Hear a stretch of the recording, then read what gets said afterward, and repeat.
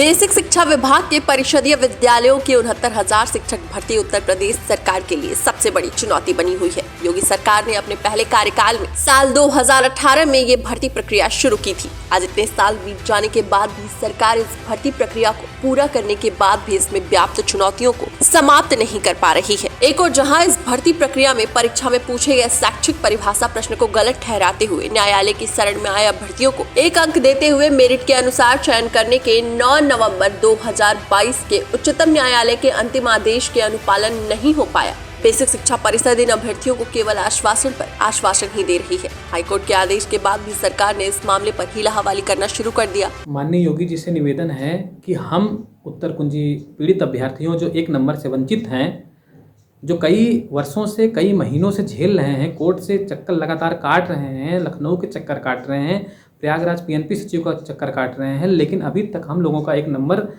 वाला मामला भी हल नहीं हो पाया है। नियुक्ति से हम लोग वंचित हैं। आखिर आप क्या चाहते हैं? सरकार क्या चाहती है? यहाँ तक कि हम लोग single bench, supreme court, double bench सब जीत के बैठे हुए हैं। अवमानना तक यहाँ तक जीत के बैठे हैं। अवमानना में सीधा सीधा कंटेंट में ये कह दिया गया 28 जनवरी जाकर लीजिए, लेकिन अभी तक सरकार कोई एक्शन नहीं ली है।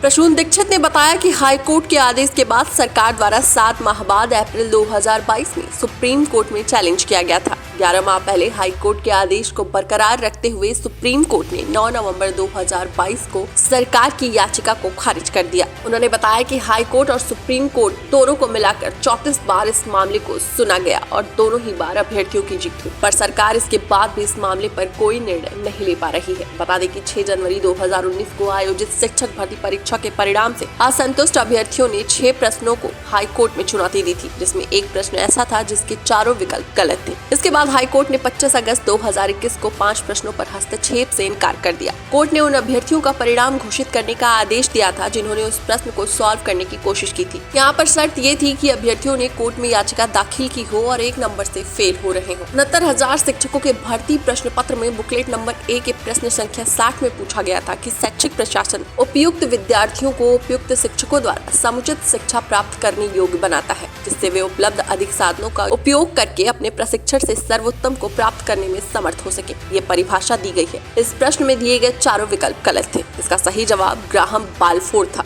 लेकिन चयन बोर्ड ने वेलफेयर ग्राहम को सही उत्तर मान लिया था। अभ्यर्थियों ने बताया कि हाईकोर्ट और सुप्रीम कोर्ट दोनों को मिलाकर 34 बार इस मामले को सुना गया, लेकिन अभी तक कोई निष्कर्ष नहीं निकल पाया, जिस वजह से अभ्यर्थियों में काफी रोष देखा जा सकता है। टेक्स्ट रिपोर्ट, जल टीवी।